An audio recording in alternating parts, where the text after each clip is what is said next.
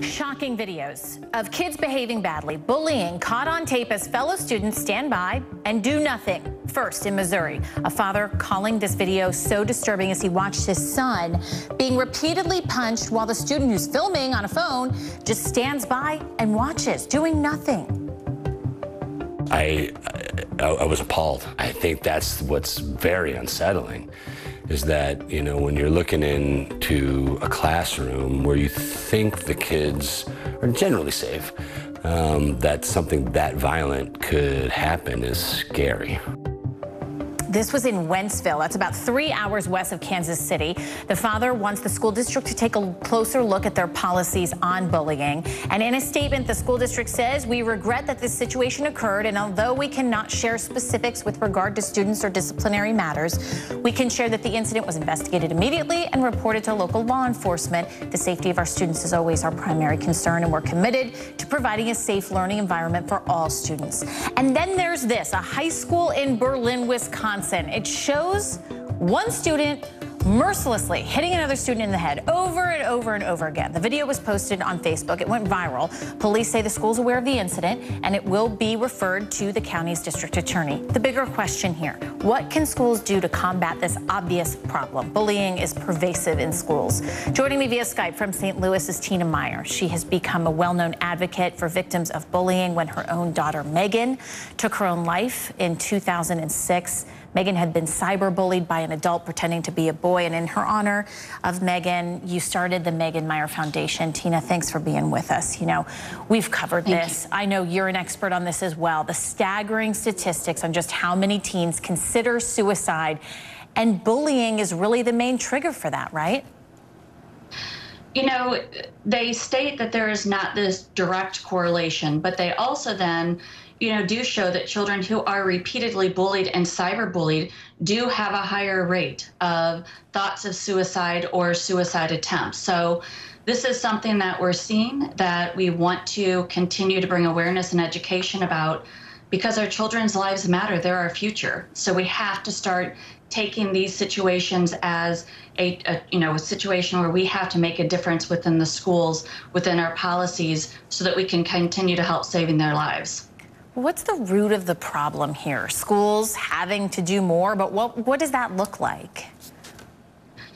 So often what we see is schools are following their policies and their procedures. The other problem is that those policies and procedures don't really look at the depth of what's happening. Bullying, by definition, has to be repeated. It has an imbalance of power, and it's directed towards somebody. So when they're able to see a true physical fight, they're able to then video where it's on, the cameras in the school, they're able to see that. When it's verbal and another teacher or somebody overhears it, they can see that. What they don't see is all of the subtle things that are happening. They don't see all of the names underneath their breath. They're rolling their eyes. They're accidentally bumping into them. They're spreading the rumors, leaving them out so they're isolated. All of these things that really start to build up, and then they build up into then extreme situations.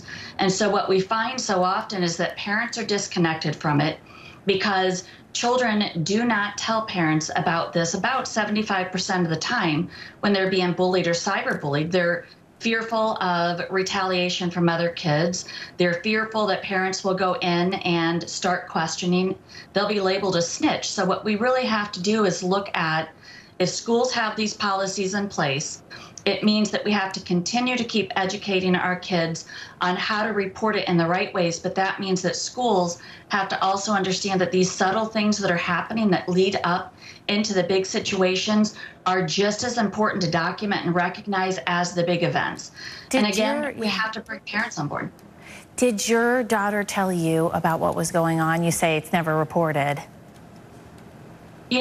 Megan did when she was younger in elementary school, and I would go into the class, or talk to the teacher, talk to the principal. But then when she got into middle school, she begged me not to go to the school. And it wasn't because she thought that the school was going to do nothing or didn't care. She knew that the school would then act on it, which then meant other kids knew, and then she would be labeled a snitch. And so that is one of the biggest concerns that kids have. And the reality is schools will have to act on it once they know about it, which means kids are going to get called in and questioned. And they can't always apply disciplines to situations if they're not considered active, bullying, if they're mean or they're being rude. And so again, kids start becoming reluctant to do that, which is why we really talk to kids about the bystanders, the kids that are standing by that are seeing this, to tell another kid, come on, listen, knock it off, walk with them, go help them, support them, because children helping other children and supporting their peers, those can take that escalation and really drop it down much quicker than it can with an adult getting involved. That's right, Tina. I'm so amazed that you could take your tragedy and turn it into something so helpful for other children. I hope you continue and are able to get that word out there that other children need to be there and not just be innocent bystanders watching it happen. Right. Thank you for being with us. Take care. At 1:30 here.